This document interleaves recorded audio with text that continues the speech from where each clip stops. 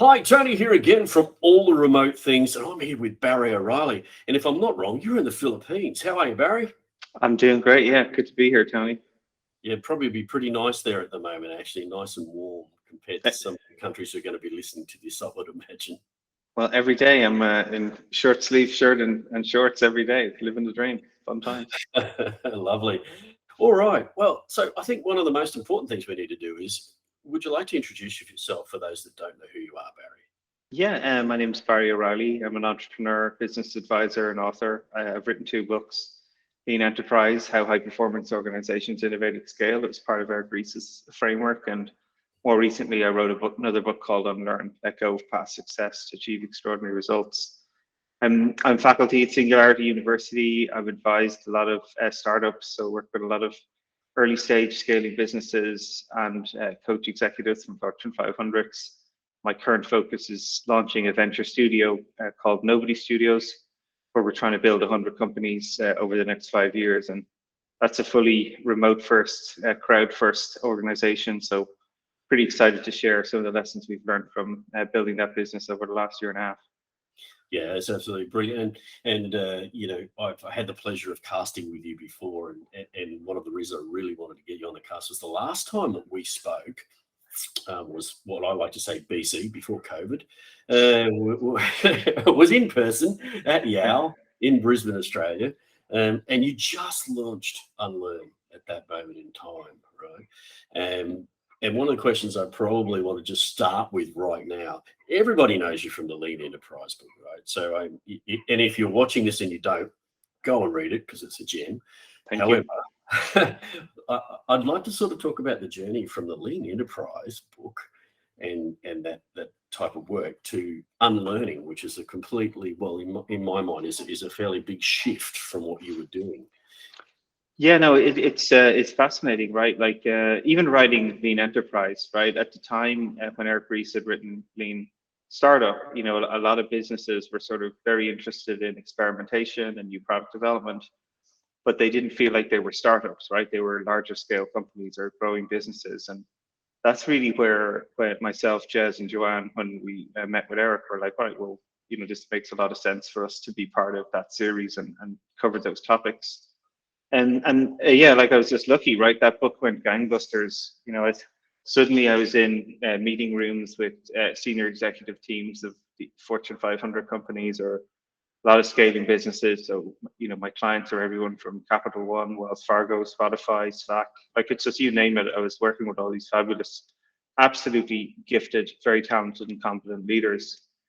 And the thing that sort of struck me, maybe whatever, a couple of months or years into that process of working with them to build these products, was while learning new things was tough, what was even harder for these leaders was to let go of their existing behavior, especially because it had brought them all this success. So a lot of these businesses were in inflection points, or they were a startup and they were starting to scale. So a lot of the things that worked as a startup didn't work as a scale up, or they were a Fortune 500 company that were number one in their market, and then suddenly they started to lose market share and their products weren't landing with customers, right? And they needed to transform. So it was one of these like really interesting observation or sort of aha moments, if you will, where I was just sitting there going, "Wow, it's the problem is not these people's ability to learn new skills. It's actually that they're holding on to the things that made them successful in the past, and actually aren't going to be the things that make them successful in the future." So that was really the inspiration for Unlearn. And yeah, just like a product has features, and you have to constantly innovate the features of your product for it to stay relevant in your market. Humans have behavior. So really unlearning was about this idea of constantly innovating your behavior and thinking to meet the new markets that you were in. So for me, it was actually quite a logical transition, from teaching people experimentation in products to just teaching them experimentation in behavior and mindset. So the two sort of go hand in hand. So for me, it wasn't actually a big leap. It was just more, it just felt like that was the next thing. And even the word unlearn though as well, it's quite provocative, right? When I walk into senior executives and say, hey, you need to unlearn, most of them are like, hang on, sorry, what? Are you saying everything that I know is wrong? And again, nothing could be further from the truth. Now, I describe unlearning as a process of sort of letting go or reframing once useful mindsets and acquired behaviors that were effective in the past, but now limit our success. So it's not forgetting, removing, or discarding your knowledge or experience. It's the conscious act of letting go of outdated information and actively engaging and taking in new information to inform your decision making and action. So it's a system. And as you help people recognize the system to diagnose where they may need to unlearn new behaviors to relearn to get breakthroughs they're looking for, it just becomes something that a lot of people start to practice. And yeah, it's been fantastic working with folks, sharing that technique, and help, lots of success stories of people applying it and building upon it. And it's been a lot of fun. Yeah, it's a really interesting book to read, the Unlearn Journey. The thing I want to just pick up a little bit, dig a little deeper there. What was the lightning bolt moment to go from here to go need to unlearn? Because the way I read the book and read the excerpts at the beginning was you had that sort of mindset change for yourself before you moved it towards that as well, even though you were seeing this happen in the leaders. Is that right? Yeah, well, for me, like, I'm one of these people where if I'm not feeling, uh, if I'm feeling comfortable, that's actually uncomfortable for me, right? And it's one of those odd things in life, right? Like I'm a big believer that growth and comfort can't coexist. You've got to be finding your edges and extending your edges over time, right? It's one of the reasons I've done. Like people sometimes look at what I've done from being in startups to doing consultancy businesses to starting a venture studio. People are always asking me like, why are you doing these different things? But to me, it's just like that's natural to me. Is I'm always looking for following my curiosity, finding and figuring out what I like, I don't like, and then like doing things that are new and sort of outside my comfort zone. So I'm often forced to try things that maybe worked in a previous role or job or whatever, and then they don't work. And then I'm like, all right, I got to figure that out. And so that process, I guess, was a little bit familiar to me, but I tried to make it more systematic so I could teach other people or make them aware of, because some people do this intentionally, some people do it through intuition. But if you could make a system visible to people, they can practice it and learn it and apply it. And that's really what sort of inspired me to go down that journey. So you talk about it as a system, Barry. So if I was to ask for the people who are listening right now, and you're going to describe the system in its systematic type steps, what would they be? Yeah, so it's the way I define it is that you first of all you have to recognize what you need to unlearn, right? And that's essentially the diagnosis step. So there's a series of questions that I often ask people. So you often be listening there. Well, how do I know what I need to unlearn? And so I often ask people these questions, and they're simply. I'd encourage your listeners to like get a piece of paper, write, maybe write some notes as I pose these questions to you. So the first one I'd always say is, can you think of a situation where you're not achieving the outcomes you desire? Maybe you're not living up to the expectations you have for yourself. Maybe there's a situation that you're struggling with or avoiding altogether because you can't even think of how to tackle it. Or maybe you've tried everything you can think of and you're not getting a breakthrough, right? So not living up to the expectations you have for yourself, not getting the outcomes you desire, situation that you're struggling with or maybe avoiding, or you've tried everything you can think of and you're not sort of getting a breakthrough.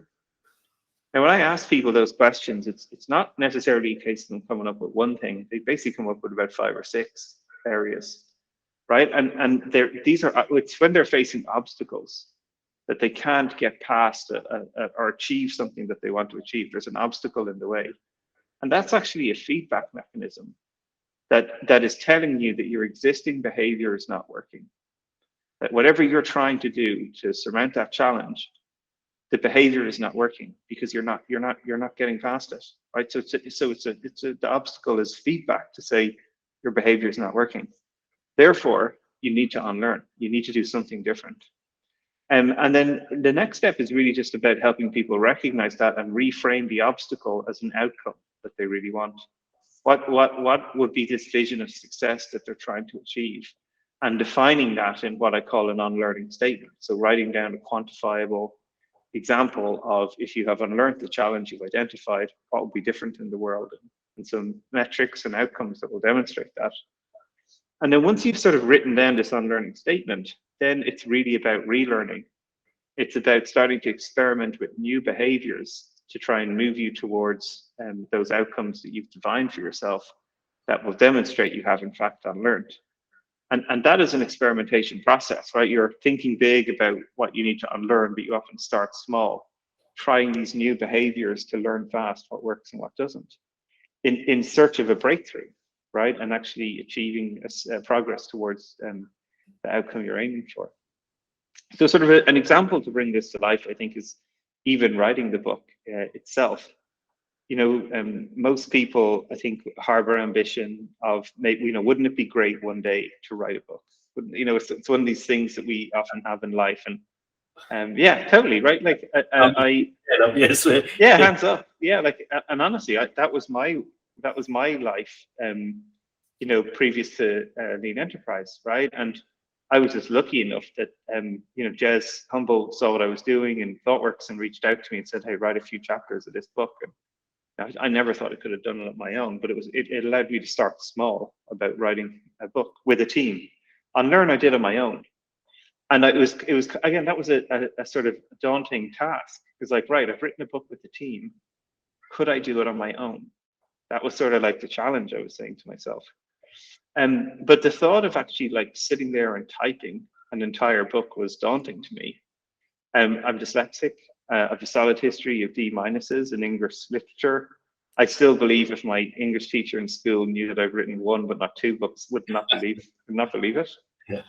You know, but so I had this notion then about what writers do, you know, and I had this idea that, you know, writers sort of wear these purple velvet jackets and sit by a roaring fire with a beautiful Pinot and, you know, drink wine and just like write thousands of words every night. And that's how writers work. So I tried that, you know, I drank a lot of good wine. I don't know if I typed very much, but whatever. But it wasn't working for me, right? This behavior of being a writer by typing words was, I was not achieving the outcomes I was aiming for. It wasn't creating. I wasn't writing.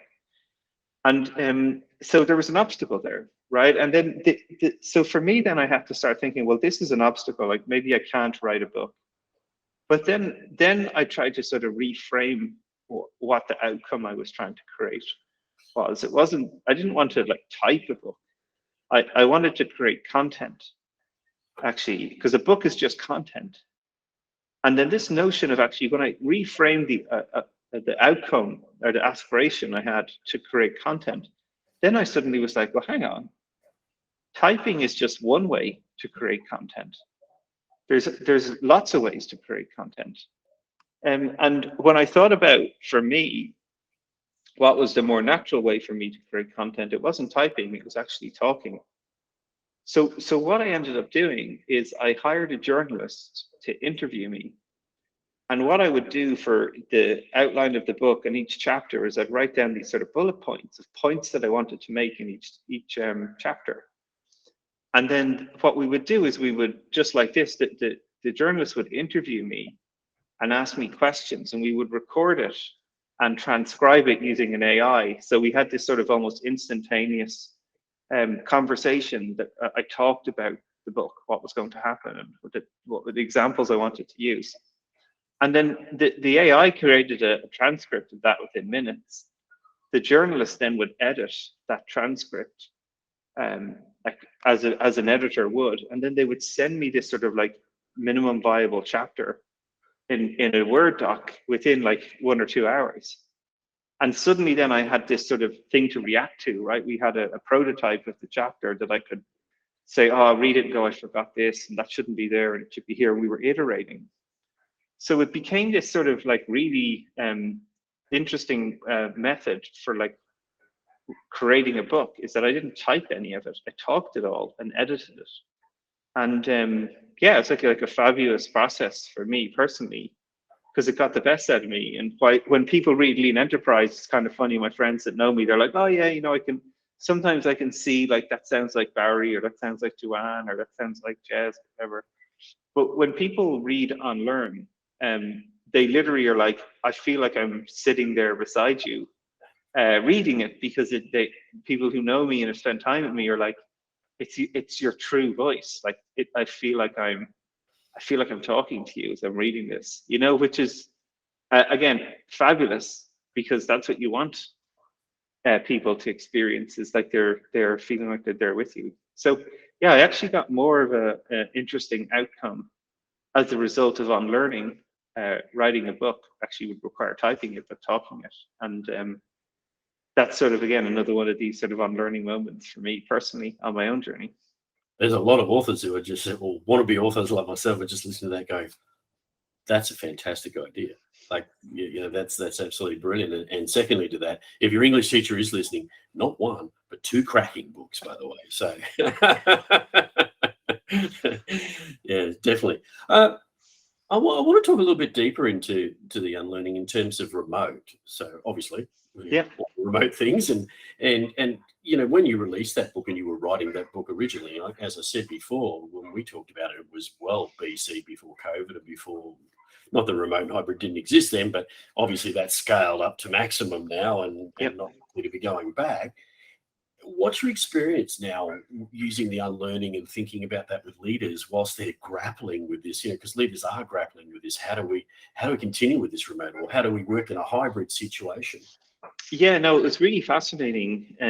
It's funny, like when COVID arrived, whatever, March 2020, the book had probably been out, maybe 18 months or so at that stage, or something in that bracket. And I actually got a call from Stephen Franchetti, who's the CIO of Slack, and he was like, "Hey, this COVID is sort of starting to create this whole shift to remote working, and we want to help create a community, or a leadership community, to help people adapt to this change that they're all sort of going through, right? Because so many companies were sitting there, like literally figuring out, like, do we send everybody home? Do we have to come into the office? Like, how do we get them laptops? Like, every single question was novel, right, for a lot of these sort of CIOs, CTOs, CPOs, these businesses. And in fact, Stuart Butterfield and the two co-founders of Atlassian actually were probably, I thought, like, especially early on, like really speaking and encouraging folks to think about like collaborating to solve these problems, right? Like that no one company was going to know it all. And yeah, so myself and Stephen got together and with his team and started to form this community. So Slack reached out to like maybe about 150 senior execs in across North America initially, and offered to spin up this community on Slack where we could share like methods about how they were trying to essentially adapt to this changing work environment. And obviously Unlearn was just such a poignant message and topic for that group, right? So I was facilitating with Stephen we would do these like bi-weekly sessions where we would talk about different aspects of what people were going through, like creating digital collaboration tools, or how do you help people spin up their home offices, like you name it, we were talking about it. And they also have Slack have a phenomenal group called the Future Forum. It's read by Brian Elliott. In fact, he just released a new book called Remote Works, which is a fabulous book. Highly recommend everybody checks it out. So they had been doing all this research in parallel, and so it was just this perfect nexus where we had a bunch of people in this Slack community, and we were all just like sharing, like, how are you solving this problem, or what tool stack are you using to get there? And it wasn't necessarily like Slack certainly weren't telling people, oh, you should use our tools, but they brought together this great community. And I have to say, like, it was probably one of the most rewarding parts of me the whole pandemic, is like working with these people to, like, nobody knew the answer, right? Like Stephen wasn't sitting there as the CIO of Slack going, oh, we've all got this all figured out. Yeah. They were learning things, and it was just like a phenomenal experience to sort of go through that with these global leaders. And then we ended up sort of extending that across beyond North America to global group now, and we still actually run sessions, which is kind of fun, on where we like bring these communities together to just share what they're working on. And Brian and his sort of co-authors of the future work is just they're just turning out like phenomenal content all the time. So yeah, I think I just did a podcast actually with it myself the other week, and would highly recommend people check it out. It's just really interesting, and they're really good at sharing everything that they have learned in their new book, How the Future Works. So highly recommend it. Excellent. Yeah. And so that's a good segue into Barry does have his own podcast, and make sure you check that out. You can see that on it's at barryoreilly.com, I think it is, and you can find the podcast there. Do check it out because there are some interesting ones, and I've already been looking at them myself. And that journey you're talking about there is very similar to how Remote AF came about, because we were the same, right? We were saying, how do we bring all of this together? We've got a bunch of people who've done a lot of this stuff and done it well, and how do we make working remote better? That's the whole thing for us as well. So off to the side of that, though, when you and I were chatting, you were also talking about, what had bounced out of this as well was the venture studios. And I think it'd be really interesting for people to hear about that. And you sort of prefaced that at the beginning of the cast. So I'd really like to just dig into that before we leave. Yeah, totally. So like, again, this is sort of like the next iteration of me in a way, right? Like I'd sort of I was in ThoughtWorks for 5 years, and phenomenal time there, like a really fascinating company to work in and great caliber of folk. And then I sort of, went out and worked on my own for sort of 5-6 years.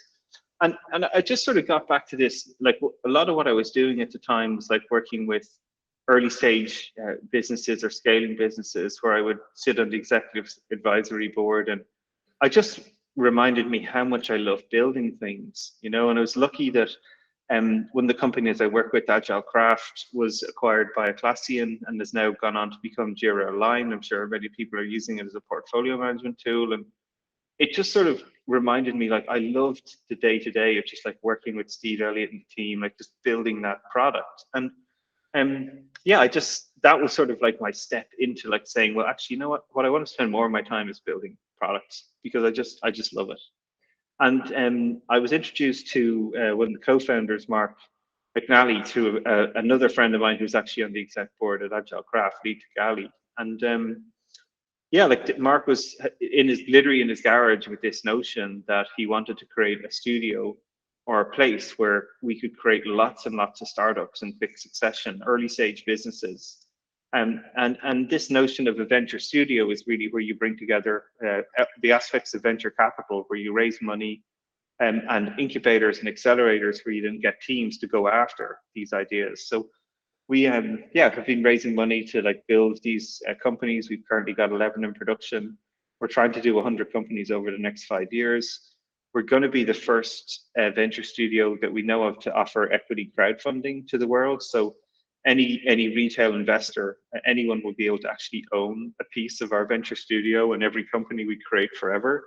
So we're really trying to innovate the whole space and open up the opportunity of people to get involved in early stage investing in early stage businesses. So yeah, it's pretty fun. It's crazy that like we have teams like I'm in the Philippines. We've got people in North America, South America, Europe, Asia, starting to build up a footprint in Africa. It's been fascinating, and I think I mentioned to you, like, I didn't actually even meet Mark in person, even though I was living in San Francisco and him in Los Angeles for a year of us building this company together. Like, we'd never had met in person, and the entire team as well. Like I remember we had our first company offsite actually this time last year. And people were like, there was the running joke was everyone was like surprised how tall I was, because I had my camera on the top of my screen looking down at me. So everyone was like, God, we thought you were 5'5", and I'm like, I'm 6'1". So it was like it was actually like really fun, like be there in person, and yeah, just like really, really fun experience. But like again, we've hardly spent any time in person. And we've built this studio over the last 18 months, and we're about to open it up to the world now in the next 2 months. So it's absolutely fascinating. experience. And yeah, hopefully we continue to share that story with as many people as we can at Nobody Studios. You've got a goal of building, what was it, 100? 100 companies in 5 years. Yeah, absolutely ridiculous. But it's great because it stretches us, right? It makes us think like we can't do what we've always done, right? It's not like we can't run get a team together and run a 5-week discovery process and then build a prototype for 6 months and build it. It's really forcing me and everyone involved in the studio to like recalculate how you could build companies with a distributed team who've never met each other. So one of our companies that we're just launching is Ovations. It's ovation with a Z.com. The founder is Ray Leonard Jr., he's Sugar Ray Leonard's son. And it's an on-demand events platform for like virtual events, right? And you know, what most virtual events, as probably people know, just suck. They're terrible, they're poorly organized, and also like getting access to amazing talent is difficult, right? But talent is there. Like they want to monetize their time. They don't want to sit on planes for like a day and a half to do a talk for a keynote for an hour. It's too much. So Ovations is basically this opportunity where you could hire someone like a Magic Johnson for 15 minutes to jump into your sales meeting and like fire people up about what a great team it means to be part of a great team. Hire them at a fraction of the cost for a fraction of the time, but in real time, and get them into your events and create an ovation, basically. So this is this product we're literally just launching at the moment. It's one of the companies we're bringing to market, and yeah, it's just been fascinating to like that team. The development team were in London, designers are in Italy. Ray, the founder, lives in California. We've got a marketing team in Colombia. And like it's like literally people have, and all these people have never met each other in person, and yet they've now built and launched this product. It's hopefully going to be a global sensation. So again, it's just the power of this way of working is really fascinating. Yeah, indeed. And you know, we have a saying here at Remote AV, you can't do in digitality what you did in physicality anymore, right? So Yeah, nice. you know, that whole word digitality is the art of working and living in a digital environment, which is what we're doing now, right? We're distributed. We have the brightest and the best across the world that we can touch base with. So why not? We can't do it the way we did it when we were doing it physically before. Yeah, no, it's fascinating, you know, and like we struggled a lot with that, and we continue even to like try to solve it better in the studio, right? Because especially when you're doing highly uncertain, complex work, like building a new product, getting people aligned, the propensity is to have meetings. People want to have meetings to talk about like what is this product and how's it going to work, and but like the act of trying to schedule a meeting when people are across 7 different time zones, it's actually like really difficult. And actually, you've some people who are tired, some people who are waking up, some people who are in the middle of their day, and so we've already learned that trying to just do everything through meetings does not work. So our ability now to collaborate asynchronously, where you have designers who are like will show their work in open forums on Slack channels or whatever your collaboration tools are for critique in advance of any time we would meet in person. So we've really like continue to try to get better at having a lot of the debate outside the meeting, and the meeting's really about decisions. And that's been a really fascinating like capability and muscle for us to build in the studio, is that you want the dialogue and the discussion and the documents, if you will, to be sort of shared in advance and debated. So when you come to the meeting, it's all about decisions. It's like, which version are we going to go for? Which strategy are we going to choose? Which target market will we start with first? The ramping up, and then you know it's too costly, costs too much time to like talk people through the 7 different personas you have and which one and why they're different, and then which one do we like. You've just burnt 45 minutes there, right? So like a lot of that stuff is it's really interesting to see how we work on and continue to try to improve the way that we build products distributedly. It's really fascinating. One of the interesting things, I'll just pick you up on there, we're getting very close to our time, but one of you said it costs too much. And I think that slipped under the guard of a lot of people, right? Because it is remote or it's distributed. Like if you think about it, when we were in physicality, we bring people into a room, and people would talk about, oh yeah, it's costing us X to have all these people together, so we need to make the use of the time. But as it moved into this digital environment, we had these Zoom meetings and multiple people forgot that they're actually still burning people's time and still burning money when you have to have a much better way of doing that, or efficient way of doing that. Yeah, absolutely. And like what you want is collaboration to be meaningful and decisions to be made. You don't want, like, I don't want to get up at 5 a.m. to be talked through like 7 different personas and which one should we pick. Like I just fall asleep. All right, like I want to be there to make decisions, and I think that is like one of the things to we continue to try and improve and get better at. But it's just, again, it's a shift and a way to unlearn how you do work. And because most people sadly are trapped on meetings for like 7 hours a day. Yeah. When do they do their work? Right. So you're charging people a cost of informing them to make a decision, and then not allowing them to do their own work as a result of that. And I think it's important to think about that, right? Like it's really to get the most out of distributed asynchronous collaboration is you want time people are together to be about decisions, not about ramping people up on pieces of information. So it's definitely one thing I've taken away from this whole process and continue to try and improve myself. That's I completely agree, and that's a species of many of the things that we do with the Road Agility framework. So yeah, we've learned that so much in this whole journey, and I think with the tools that are starting to become available that have ramped up so fast in the last 2 years, there's no excuse not to be able to do that asynchronous conversation in so many ways. There's so many good tools for that. We're very close to the end of our time, Barry, and it's been fantastic to have you on and talk to you again.